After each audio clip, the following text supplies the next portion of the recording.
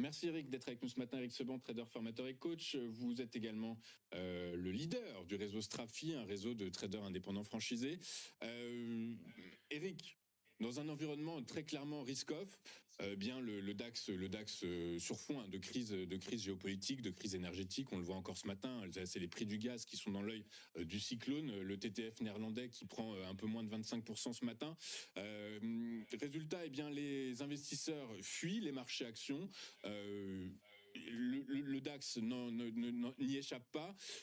Est-ce que l'on cède à la panique ou on a encore un peu quelques matelas de sécurité avant de passer très clairement vendeur, Eric? Alors, passer vendeur, non, c'est pas le moment. Il n'y a pas l'indication pour ça, il n'y a pas le déclencheur. Il n'y aura peut-être pas d'ailleurs de déclencheur. Ce qu'on constate, c'est que le marché réagit un peu plus rapidement aux mauvaises nouvelles qu'il ne le faisait jusqu'à présent. On est revenu dans la zone, alors qu'on rebondissait plutôt pas mal.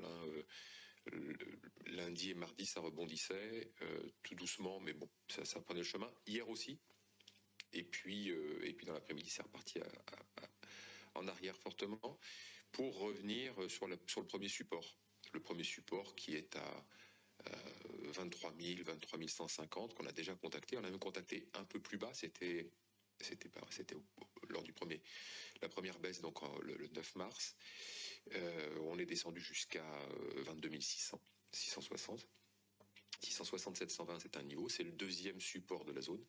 Et en dessous, il n'y a plus rien. Il n'y a plus rien jusqu'à 20 000 globalement. Donc 22 600, c'est le niveau qu'il va falloir observer parce que là, on y retourne. On est déjà retourné sur 23 000. Là, on y est.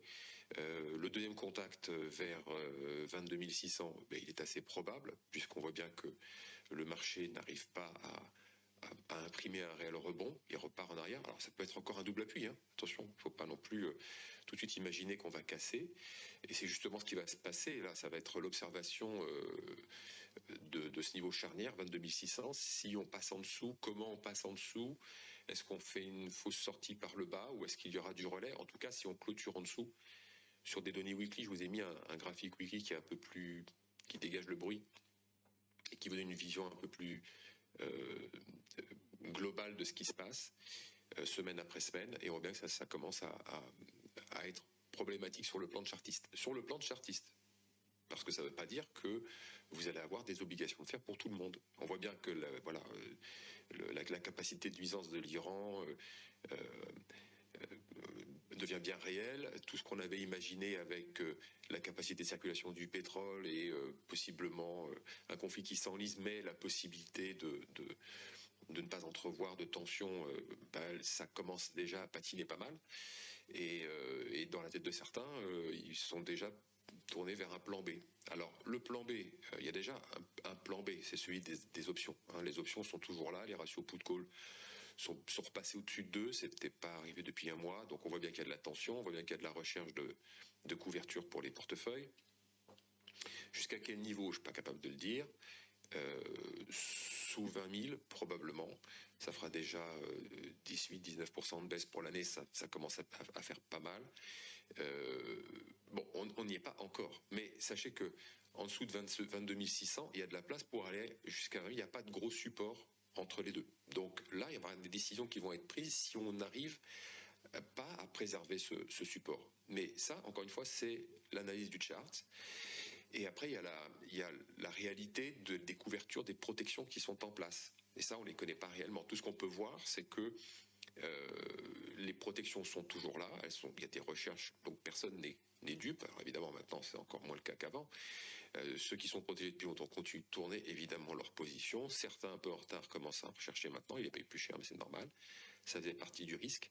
Donc, fondamentalement, je ne pense pas qu'il y ait la capacité pour la panique. Voilà. Donc c'est pour ça que je dis que c'est pas le moment de vendre, parce que d'abord on n'a pas le signal chartiste, et en plus le contexte réel des protections fait que la contrainte de vendre à toute vitesse, pour moi, elle n'existe toujours pas. Mais on n'a pas, moi j'ai pas le bouc ouvert, hein. Je ne sais pas comment est la position de tout le monde avec les stratégies, personne ne le sait. Donc tout le monde va être, à mon avis, très attentif à 22 600 et l'éventuelle rupture de ce niveau-là. Pour moi, si on clôture en dessous, c'est là que les décisions vont commencer à être, vont être activées. Voilà, protection ou pas, on va arbitrer des scénarios avec non pas un plan B, mais finalement un plan C pour certains. Exactement. Alors, vous commencez à me connaître, Eric. Vous savez que j'aime bien me pencher sur les études de Bank of America. Bank of America, alors justement, nous explique de façon très explicite ce que vous venez de nous dire. C'est-à-dire qu'il y a un début de prise de conscience que du risque géopolitique sur le marché action, mais la panique n'est pas encore là. Je lis cette étude. Alors, Bank of America, étude réalisée auprès des gestionnaires de fonds. Les gestionnaires d'actifs internationaux ont réduit leur surpondération des actions mondiales, quoique modestement, 37% d'entre eux déclarent encore être surpondérés, soit une baisse de seulement 11 points de pourcentage par rapport à février. Et la suite est intéressante. En revanche, l'allocation de liquidités a fortement progressé pour atteindre 4,3%, ce qui représente la plus forte hausse depuis mars 2020. Donc il y a une prise de conscience, mais on ne panique pas encore.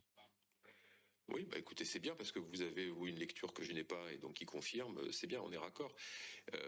Mais c'est, pour l'instant en tout cas, le scénario le plus, l'analyse la plus logique que l'on puisse faire, tant par l'observation des graphiques que justement par des observations et des analyses macro. Ce qu'il y a de certain, c'est que il y a beaucoup de marchés qui sont maintenant en pause, hein, c'est-à-dire qu'il n'y a plus personne. Les échanges, vous prenez l'or en intraday, il n'y a plus personne. C'est le désert absolu. On voit bien que beaucoup se sont retirés en attendant d'y voir plus clair. Parce que tout le monde n'est pas contraint de faire quelque chose tous les jours. Donc ceux qui ne le sont pas, en tout cas, attendent de voir et se disent qu'effectivement, et c'est une évidence, la période n'est pas la plus propice pour prendre des risques. Et on attend de voir comment ça va se passer, on se protège pour le pire et on commence à réfléchir à après, si jamais ça s'enlise. Alors c'est le cas, hein, ça s'enlise, puisque ça devait être éclair, ça ne l'est pas. Donc ça s'enlise, mais ça peut encore s'enliser beaucoup plus longtemps. Et surtout, comment on va faire sur le plan énergétique et comment on va arbitrer son portefeuille par rapport aux conséquences. Tout le monde, on ne parle que de ça. Donc on voit bien que c'est un sujet hyper important et donc c'est forcément pris en compte dans les scénarios des différents gérants. On est passé d'une observation à court terme à une option qui probablement une observation de ce qui se passe à plus long terme et des décisions qui vont nécessairement être prises.